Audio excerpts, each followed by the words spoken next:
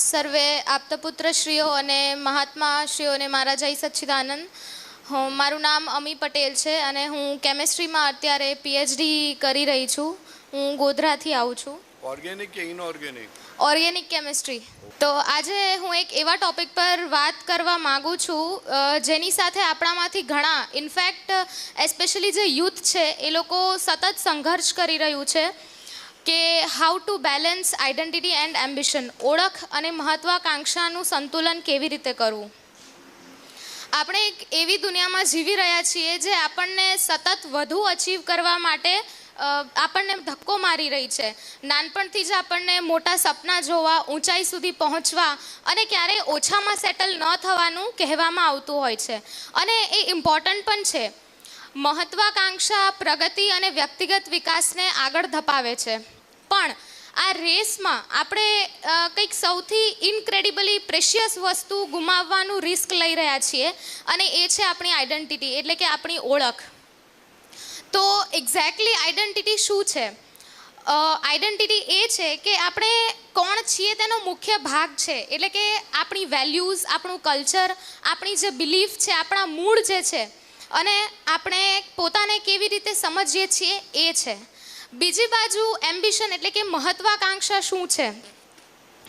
તો આપણે ક્યાં જવા માગીએ છીએ, આપણા ગોલ્સ, આપણા અચીવમેન્ટ્સ, આપણી ઈચ્છાઓ અને આપણે જે માઇલસ્ટોન્સ અચીવ કરવા માટે દોડી રહ્યા છીએ એ છે.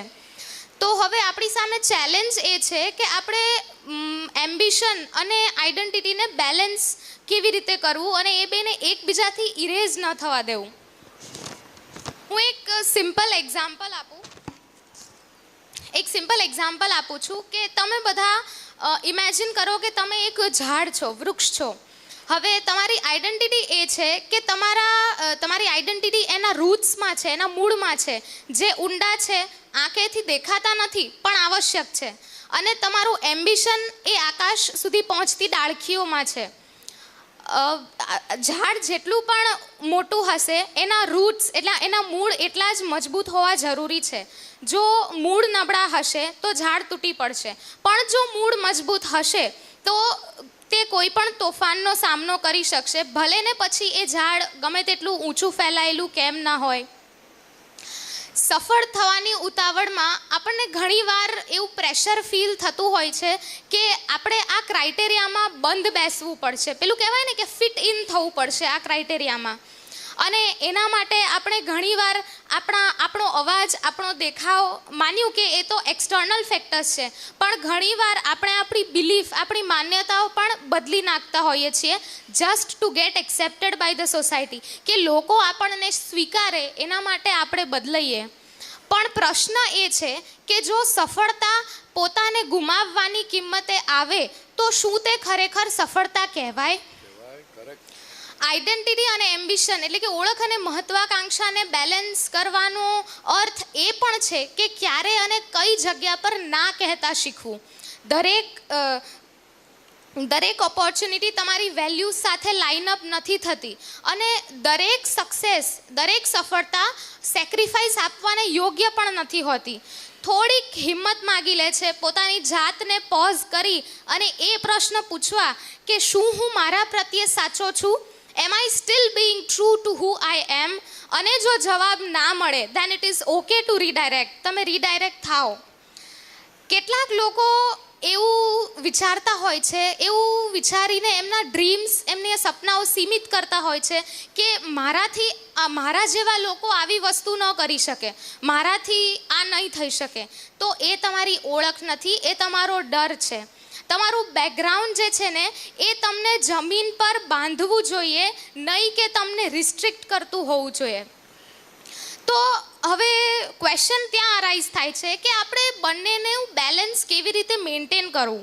તો એના માટે મને અમુક પોઈન્ટ્સ એવા લાગ્યા તો મેં લખ્યા છે અને એ પોઈન્ટ્સને હું દાદાના વિજ્ઞાન સાથે કોરિલેટ કરવા માગું છું. એમાંથી ફર્સ્ટ પોઈન્ટ છે કે નો યોર સેલ્ફ. હું કોણ છું, તમારી વેલ્યુઝ, તમારી સ્ટોરી અને સૌથી વધારે તમારા માટે શું મેટર કરે છે ને એના વિશે ક્લિયર હોવું જરૂરી છે.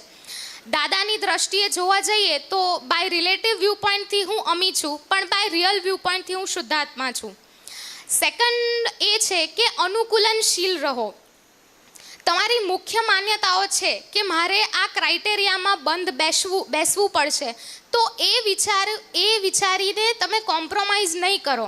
તમે તમારા માર્ગમાં ફ્લેક્સિબલ રહો, પણ એટ ધ સેમ ટાઈમ તમે તમારા સિદ્ધાંતો, તમારા પ્રિન્સિપલ્સમાં મક્કમ રહો.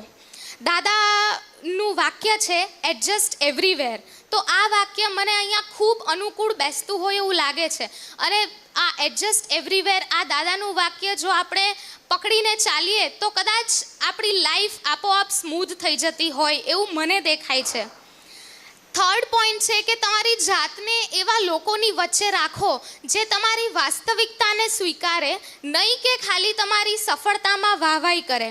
એટલે દાદાજીનું કહેવું પણ કંઈક એવું જ છે કે તમે તમારી જાતને મહાત્માઓના ટોળામાં રાખો અને ત્યાં તમને જે ઠંડક વર્તાશે એ વ્યવહારમાં ક્યાંય પણ જોવા કે અનુભવવા મળતી નથી. અને એટ ધ એન્ડ એક લાસ્ટ પોઈન્ટ છે, છેલ્લે તમે તમારી જાતને રેગ્યુલરલી યાદ કરાવો કે તમે જે તમારું મૂલ્ય તમે શું અચીવ કરો છો એમાં નથી, પણ એ અચીવ કરતી વખતે તમે શું બનવા માંગો છો એમાં છે. હવે હું આ પોઈન્ટને દાદાની 5 આજ્ઞા સાથે કોરિલેટ કરવા માંગીશ.